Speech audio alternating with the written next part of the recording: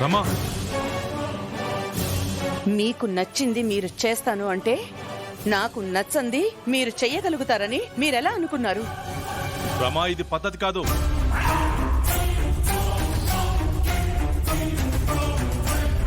పెద్దవాళ్ళ మీద గౌరవంతో అభిమానంతో నేనేదో చెయ్యాలనుకున్నాను. మధ్యలో అడ్డుపడతావేంటి? నిన్నేమన్నా చేయమన్నానా? నేనేగా చేస్తున్నాను. మధ్యలో నీకేంటి? మీరు పిండాలు పెట్టడానికి కాదు, నేను ఈ ఇల్లు కట్టుకుంది. నీకు ఎలా చెప్తే అర్థమవుతుంది రమా? నాకేం చెప్పొద్దు. వినాల్సిన అవసరం కూడా నాకు లేదు.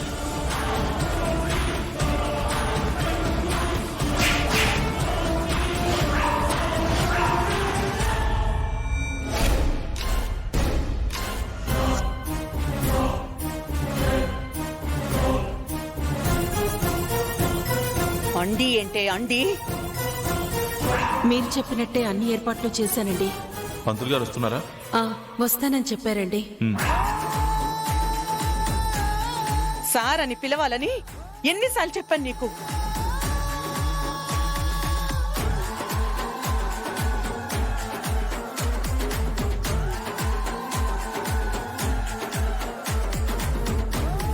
మాటలతో చెప్తుంటే అర్థం కావట్లేదా?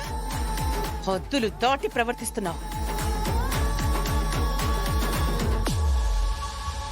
ఎవరు ఎంతలో ఉండాలో అంతలో ఉంటేనే అందరికీ బాగుంటుంది.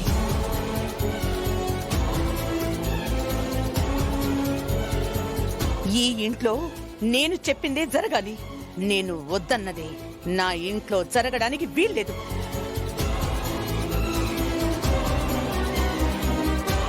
ఆయన చెప్పడం, నువ్వు ఏర్పాట్లు చేయటం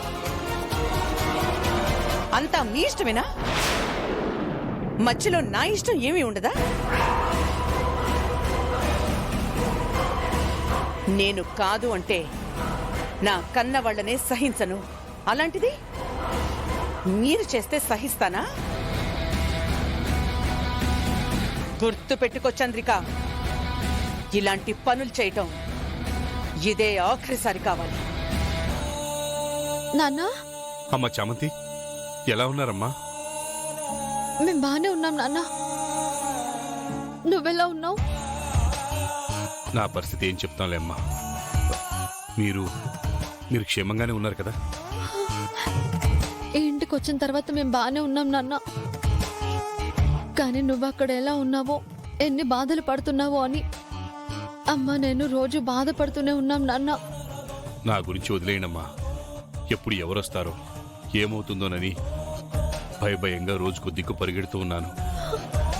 ఇంకెంత కాలం నాన్న ఇలా? అది ఆ రాత రాసే దేవుడికే తెలియాలమ్మా. తల్లి, నేను ఇప్పుడు నీకెందుకు ఫోన్ చేశానంటే నీ మీద ముఖ్యమైన బాధ్యత ఉందమ్మా. అది గుర్తు చేద్దామనే చేశాను. నా మీద బాధ్యత ఏంటి నాన్న? రాజావారు రాణివారు చనిపోయి నెల రోజులైందమ్మా. వాళ్ళకి పిండ ప్రదానం చేసిన వాళ్లే లేరు. నెలమాసికలు వస్తున్నాయి. వాళ్ళ ఆత్మశాంతి కోసం పూజలు చెయ్యాలి కదమ్మా. నిజమే నాన్న, నేను కూడా దాని గురించే బాధపడుతున్నాను.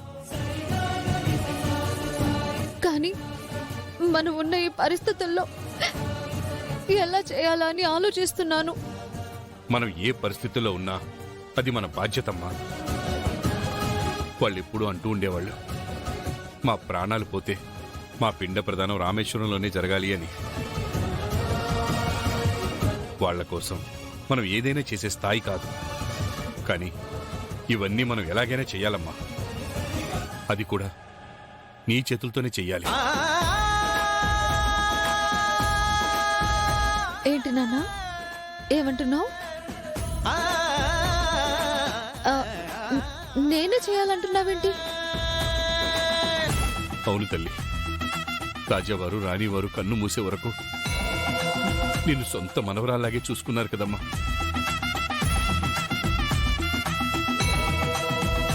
నువ్వివ్వకుండా కప్పు కాఫీ కూడా తాగలేదు ఏనాడు.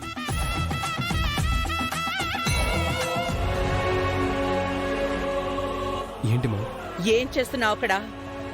చంద్రికమ్మకి బాగోలేదంటున్నా. బాగోకపోతే హాస్పిటల్కి వెళ్ళి చూపించుకుంటుంది. అంతేగాని నువ్వు పని వాళ్ళకి సేవలు చేయడం ఏంటి? రోజు మనకి వాళ్ళు సేవలు చేస్తూ ఉంటారు. ఒక్కపూట మనం వాళ్ళకి సేవ చేస్తే తప్పే ఉంది మామ. Normal normal